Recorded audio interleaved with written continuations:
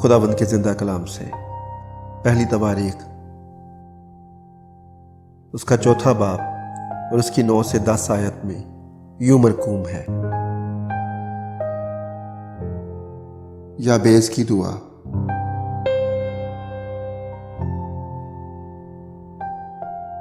और याबेज अपने भाइयों से मुअज़्ज़ज़ था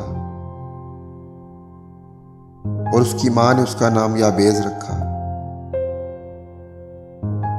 क्योंकि कहती थी कि मैंने गम के साथ उसे जन्म दिया। और याबेज ने इसराइल के खुदा से ये दुआ की,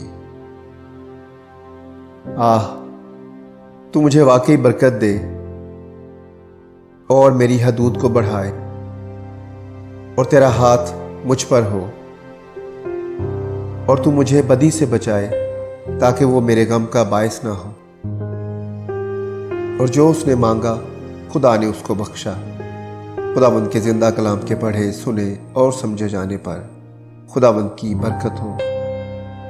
मसीह में सब कहें आमीन।